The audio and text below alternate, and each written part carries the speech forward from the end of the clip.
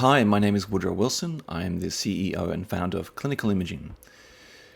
In this consultation demo, we're going to be running you through an overview of the system, why we do clinical photography this way, and the benefits to your clinic and practice. It runs for around 25 minutes, so grab a coffee or a glass of wine and make some notes as you go along, which you can discuss with us during our own appointments. Essentially, this is a system I've designed since 2013 after dealing with dozens of clinics. It is a combination of hardware, software, training, and protocols that staff follow in order to take consistent, high quality, and accurate clinical photographs. No photography knowledge is required as the settings are pre-programmed, i.e. lenses do not distort the face or body shape. There are no tripods, umbrellas, or stands, and a minimum space requirement is around 1.5 meters by 2.5 meters for a dedicated photography room.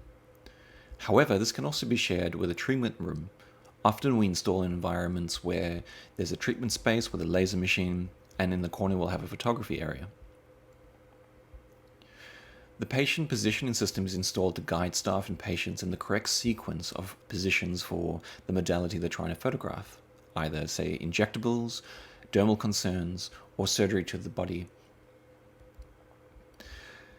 With this system, natural light does not affect the image. There is a pulse of light that is emitted by dedicated lighting, which is what the camera is using to expose the image.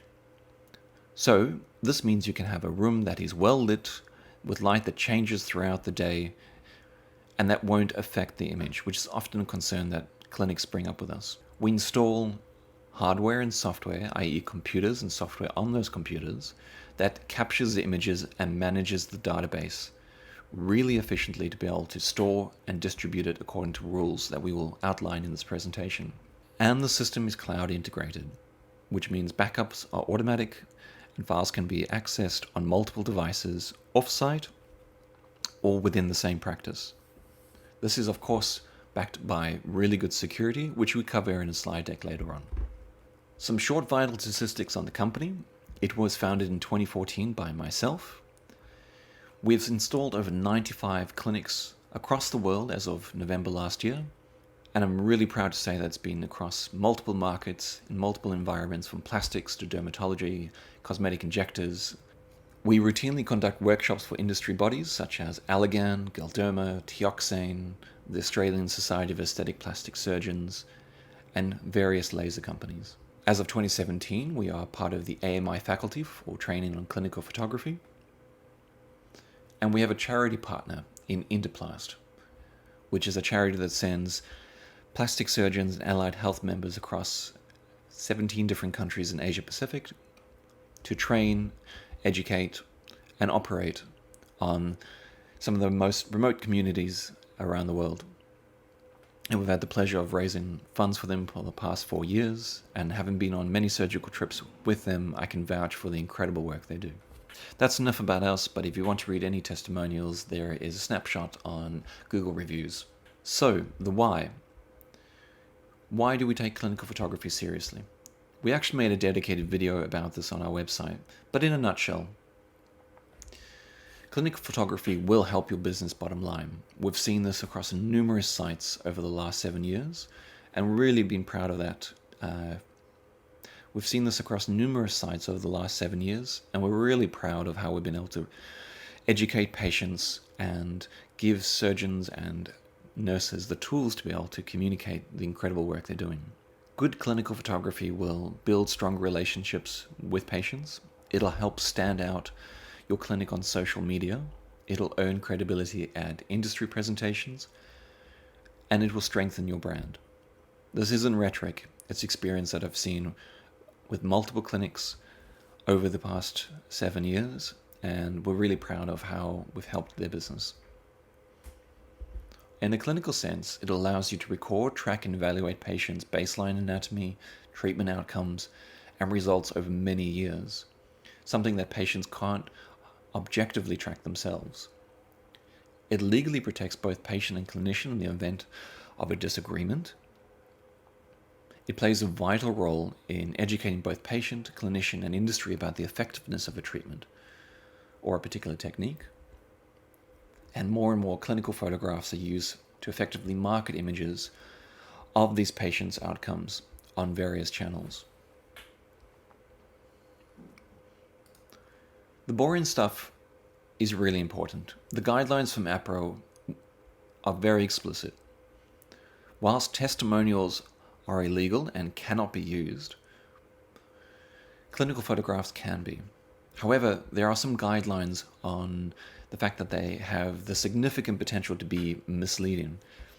And the way to combat that is to make sure these images are accurate, and care is taken to make sure that the images are as similar as possible in content, camera angle, lighting, framing, exposure. There is an explanation that the images have not been altered, and it's actually really good practice to have this on your clinical photograph marketing as either a watermark or in the caption to make sure that people understand that images haven't been altered and there are actual images of the particular clinician or doctor. Whilst these are guidelines, they don't really show you how to implement it, and that's really why I started this business in 2014. Whilst initially we started with plastics, we've expanded into injectables and dermal concerns, and if anything, those are more popular inquiries that we get these days, because this is where social media and the hunt for good clinical photos is coming out. Again, nurses can take photographs as no photographic knowledge is required. Whilst photography is an incredible hobby, we don't need anyone to understand the physical variables of shutter, ISO, and color profiles. All that is locked down and embedded and preset. With injectables, the setup can be in an open area because typically there's no nudity involved. Images can be turned into branded templates, as in they can be, as you see displayed here by Coco Skin Clinic and Skin Depth Dermatology. These images are extracted directly out of the database with a watermark stamped, a particular crop executed by the clinician in a couple of seconds, and then exported for marketing purposes. Other examples would be dermal concerns. Dr. Kate Jameson, the founder of Youth Lab in Perth, they've been going for around 3 years now, and they have some really incredible results that are fantastic education tools for patients. And the idea is that you create in a feedback loop where you have really good results that are branded and watermarked. They're very clear. There's no evidence of alteration except for the treatment that has changed the anatomy. You've got a really good education resource here in the caption, and then you create a feedback loop with sometimes hundreds or thousands of people liking or reposting those images, and then essentially calling for a consultation. The image on the right by Coco Skin Clinic, again in Western Australia, you can see that the image is taken full face, which is typically the framing we use, and you can crop in because you have an incredible amount of detail in the image. You'll notice as well, because this is a dermal treatment, that the patient's skin luminosity has changed, or in scientific terms, the albedo of her skin has changed, how reflective it is to light. And this is a great way of tracking this particular variable, because the settings haven't changed on the camera, the lighting hasn't changed, so it's really just the reflective nature of the skin. And it's those sort of details that you're able to capture now. Different ways these are, again, displayed. This is Skin Depth Dermatology, educating about acne rosacea. And this is Coco Skin Clinic, again. I think this treatment is Cosmelan. And again, if a potential patient sees this on social media, they might not know the particular treatment that, or cost, or time, or downtime that is attributed to it, but they can see objectively very quickly that there is a positive change. Built into our software is skin filters. This acts similar to other brands like Visio, where one shows vascularity and inflammation in the skin, and one shows sun damage. These images can be retrieved out of one photograph, so one image is taken and then the software gives you the option to apply the filter to a duplicate of that image, which saves time as you're not using multiple devices to take the photographs. A lot of clinics are using this to promote skincare, dermal treatments, and it's a really fantastic marketing tool to stand out. There's no 3D wizardry or computer effects here. It is just extracting the information that is in the high-resolution, raw, uncompressed photograph. Fillers are obviously a very popular treatment that are increasing in awareness in the public, and the idea with good clinical photography is that you can show it's not the extremes of Hollywood that is the norm. It's actually subtle results and really rejuvenating results that many age groups and population types are able to get. And because you are showing these nuance and millimeter differences in contour, shape, and volumization, it normalizes fillers and, if anything, makes more people accept that they're appropriate treatment for them. Showing filters in a different light, best used to show treatment results over time, which Qterra and again YouthLab have done very well here, and that's been combined with very good copywriting too. Some surgical examples. We have a facelift with Dr. Jeremy Wilson. We've got eyelid surgery with Shape Clinic with Dr. Stephen Liu, and we've got a tummy tuck transformation with Dr. Natalie Nan in Melbourne. These are just a very small cross-section of results that clinics are using it for, but just good examples to show. This image has been made black and white on purpose because our eyes are better at telling contrast and shape differences in black and white, and they've used that very effectively, and you can see how much definition in the jawline has happened from that facelift.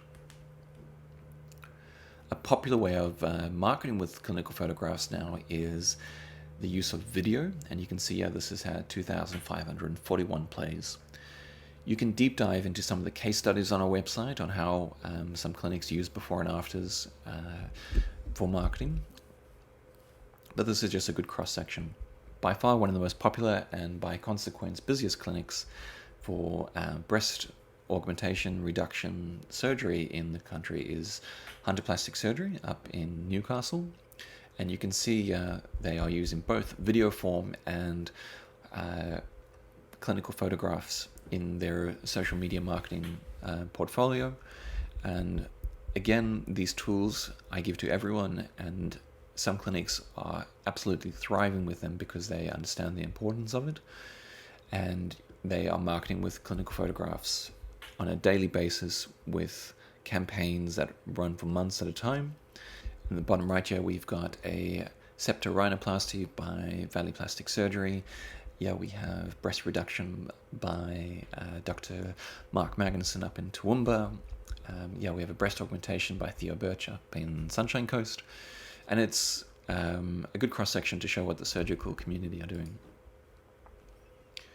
Something that's also really vital to capture with clinical photographs, and that's done really easily in our system, is animation. People don't want a frozen look, they want to look natural, and they want to look natural when they express or smile. And the idea is that even young people, like this 19-year-old patient on the left-hand side, might have some lines when they have a dynamic expression, and this can be captured really easily and showcased really easily during a photography session in our system. Some clinics will run campaigns over time, so they'll have a product portfolio and they'll plan it in advance. And we have clinics that have 280,000 plus images in their database, but they're easily retrievable because the photographs are tagged incrementally over time. So this means that the marketing department can run campaigns and they can plan ahead in future, which is much better use of time. So a typical flowchart for photography in a modern aesthetic or mixed reconstructive aesthetic practice is patients are going to research online, they're going to ask around friends, they're going to land on a Google result page that gives them an explanation and some examples of a treatment. Popular websites like RealSelf will have forums with people submitting their own selfies and clinical photographs they take themselves, but typically the standard there is very poor. More and more people are finding their clinicians on social media like Facebook and Instagram. There are others like Snapchat and TikTok to a lesser extent, but I'm sure by the time you watch this, there'll be another platform that's sprung up. The idea is that when they research, they're going to look at multiple clinics, multiple doctors. They're going to shop on price. A lot of the time, they won't know what they're going to need. They might have an initial concern, so let's say crow's feet. But when they come in to take a photograph with you, after perhaps landing on your page and liking what you are offering, when they have that initial photograph taken, that is a great opportunity to discuss the concern they have, but then obviously all the other concerns that you see that they might not. That's why when we take photographs, it's typically a full face photograph from the clavicle to just above the head, because that's all treatment areas that are prone to aging, sun damage, and can be treated with a variety of modern products, a lot of the products of which patients don't know exist. So they come in and have a photograph taken at the initial consultation. They use our photography system to take their baseline standard image, which goes into the database. With our software, you have an option to use a mobile phone if you need to take photographs intra-op or during a treatment, and that will sync back to the initial database. Then, in time, they will come for their review photograph. Once you have all these images, that image can then be used as part of the marketing pool for the next patient who's going to do some research to find. What the setup doesn't look like is this. When I started, this was the status quo. It's cumbersome, it's ugly, there is way too much equipment in that room, a lot of which you do not need anymore. Technology has updated, but also with my experience as a commercial photographer, I found different ways of doing it that has been successful. This is what a dedicated area looks like now. This is Loza Clinic on the Gold Coast, and if we break down all the different things that you see, there is quite a bit of equipment in here that you wouldn't probably notice at first glance. Firstly, the lighting that is attached to the ceiling controls all the lighting. So when that camera takes an exposure, it is triggering that lighting, which means that the natural light doesn't affect the image. So you can have a well-lit exposed room that matches the aesthetic of the rest of the clinic. It doesn't have to be a dungeon. You have a backdrop to have a consistent backdrop, but also one that shows good contrast and separation from the patient. You have chairs to be able to standardize the height between patient and photographer. You've got a positioning system which is stuck to the floor with a octagon that corresponds to a numbering system that's on this positioning poster, and a numbering system that is labeled on the wall. Your camera is preset, so the settings do not change and cannot be changed because the camera is locked, and then that camera is connected to the computer. The major advantage there is that there's no downloading afterwards, and the images are named, catalogued, tagged, and saved, and often backed up immediately as they are captured, which is an immense time efficiency down the track. Something that some potential clients of mine would say, oh, it takes me 5 seconds to take a photograph on my mobile phone or my compact camera. And it's really a false reality, because yes, it might take you 5 seconds on a mobile phone, which will be a very poor quality image to begin with. But if you want to get that photograph into a database or into an EMR or practice management system, it's often many contact points by staff over a long period of time, and sometimes weeks, to be able to turn that image around into something that is named, catalogued, and usable. In the case of our system, all of that is done immediately at capture point. Other examples would be this room, which is again in youth lab. Same sort of variables between chairs, background, poster, computer, camera. This room is actually quite small, but it's a perfect use case for dermal concerns for face, or if they were to remove the chair to the side, you could do body contouring concerns, full body. This room itself is only about 1.5 meters by 2.8 meters long. You can get away with smaller areas, which we have in the past, but you would then take the computers and put them on wall mounts to remove the footprint. We have computers now that are touchscreen, that don't need keyboards, so they have minimal footprint, and it's a very neat setup. Another setup, showing you the same sort of variables. With the lighting, it's either always attached to the ceiling or the rear wall, which is opposite the light. The idea there is that no one can reach it, no one can change the angle, the power output, and the color consistency. So the image is always the same angle, color, and exposure quality. Here are some different examples how they are attached to the wall. Typically, you will go through an installation checklist. You will provide, say, an example with just your phone of the particular room you'd like to use. That way we can figure out where exactly we're going to put the flash, where we're going to put the computer, and we sometimes mock up how this will look before we go through a installation. Some variables on how we do the shooting process itself. The cameras are preset, but they also have a fixed focal length lens, typically around 75 millimeters in 35 millimeter terms, which is to say that 75 millimeters does not distort the face, which is a big concern when using wide angle lenses or iPads or phones. And at 100 centimeters between the octagon and the face marker, you will get an image that lines up perfectly with a grid line that lines up with tragus and the tip of the nose. This forms the first image that a patient would go through in the sequence, and the team would be using the camera much like an iPhone with a screen on the back that's even touch screen. They line up these grid lines and they take the photograph, and that's all they have to do. Everything else is preset. If you are shooting a face, we usually advise to have 2 chairs so you can balance out the height between the patient and the photographer. And when you are shooting the body, the clinician can sit down and move to the body marker, which is at 150 centimeters, and then those grid lines would line up with the belly button to be able to take photographs from the clavicle to the knee, which would encompass, breast, tummy, abdomen, inner and outer thighs, typically for abdominoplasties or body contouring photographs for devices like a True Sculpt or an Under, for instance. Before I mentioned that the images are taken typically from décolletage to just above the head, and at 24 megapixels you have an immense amount of resolution to crop in.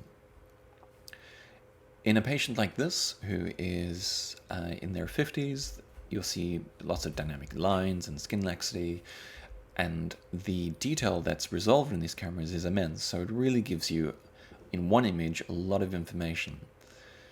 In our training modules on how to shoot the face, you'll see things like how to line up the face for lateral photographs, how to line up the faces for oblique photographs, dynamic expressions, and it's on-demand learning, so that is modules that the team can watch over and over again, or if you have new team members that arrive, they are able to watch it and be reminded of the standards that you are adhering to.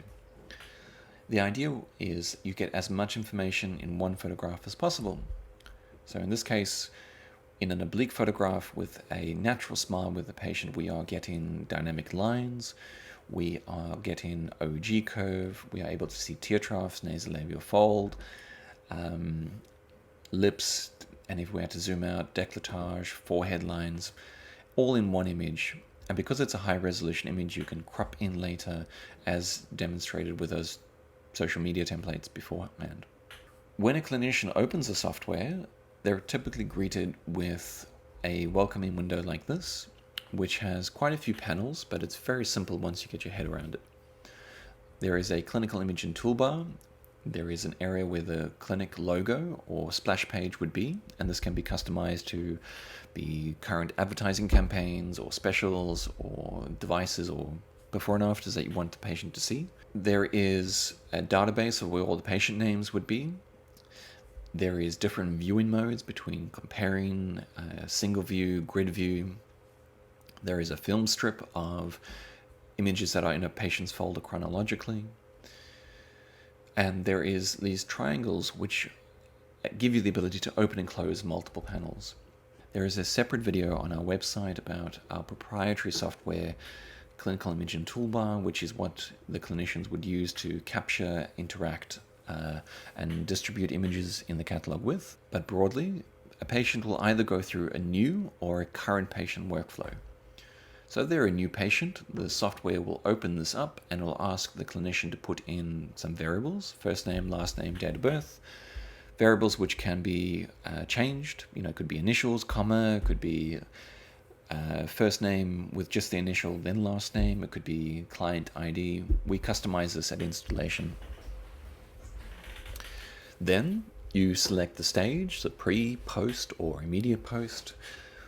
With post, you can select the date variable, say post 2 weeks, 2 months, 2 years, for instance. There is a keyword option so that you can select from a customized keyword database, which we work with you prior to installation to customize. And the idea is that people aren't putting in random tags for photographs. They are selected from a predetermined list, which can be customized by admin with a little bit of watching our tutorial videos. But the idea is that people aren't spelling complications 17 different ways. They just use in a drop-down menu. The beauty of these tags is that downstream 2 things happen. One, the image is immediately named. So for instance, if I was a patient, it would be Woodrow Wilson 251084 pre-rhinoplasty, or post-rhinoplasty 4-week review, or any of the keyword tags that are in the database.